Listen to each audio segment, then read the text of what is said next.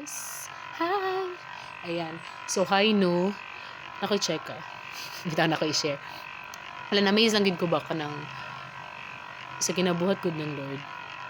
Sa ato personally. Kanang siya gyud maka-motivate sa atong taman-taman guys. Tinod gid ni. Kan so gahapon niabot ko diri tapos mga by 4 PM brown out. Nawalang kuryente sa buong Talakugon. O nya nami evening worship and butuan ang assigned. So kami gyud ang mag-lead. Og sa dihang wala gyud siya ni balik. So among gibuhat gidiskartehan na lang namo siya lang giramig phone nakatong dili palubat kay ako ang phone palubatay na siya. Tapos how much more ko mag-data ko so samot kalubat. So mo to nga nakahiram ni nabuhat namo siya and all.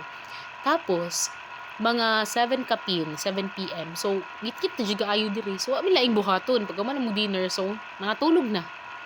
Sayo kay mi natulog, no? Amazing. 'Di ba? So, dili pa nating tulog sa mga sama na ako nga mga kuan. Pero, natulog na mi.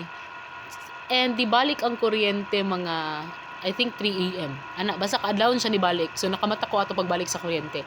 So di ba? Sayo ko nakamata. Tapos na-amaze ko kay Sunday man karon. So mo to nga 5 AM pa ko nakamata. So nag ko na musimba na lang ko 6 AM. Tapos dili na ko ingana ka karon kadasig gid na musimbag 6 AM. Kay usually pag malate na nako sa isa ka event di na ko mudayon kay marag ay late na ako pero ganina na-amaze ko sa akong kagalingon ba kay kanang lahi ra gid ang zeal nga dili simbag hapon simba ana tapos wala ko kabalo during the homily the readings na nako na realize nga Pentecost Sunday di ay di ba? Gipasimpa jud guro ko sa Ginoo. Gituyo gito nga may kuryente gabi para sayo makatulog. Tapos makamatag sayo kay Pentecost Sunday. Kay karon man god walay mga pare diri so walay mass nga mahitabo diri sa sipag ko mismo. So moto nga dito arami sa simbahan nagsimba. So yun kanang lahi ra gyud ang ginabuhat ni Lord sa atoa. Kay nay usahay di ba na bisan gusto kayo ta mo buhat og butang pero murag wala tay motivation kanang uy mo man tay gana uy ana pero gani na lahi siya kanang sige lang ingan lang gihapon wala na ko gina-encourage akong self pero naay something nga ga-push sa imuha nga magpadayo. Di ba?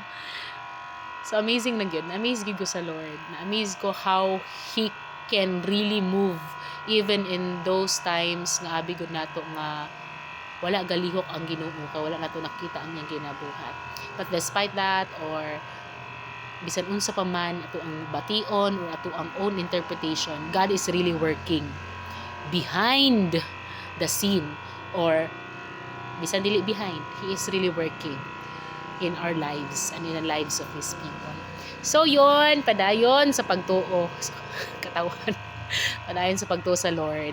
And sa maratong gipangagian karon, these two shall pass. Ayan, so God bless guys. Jesus loves you. Jesus loves us. Bye-bye.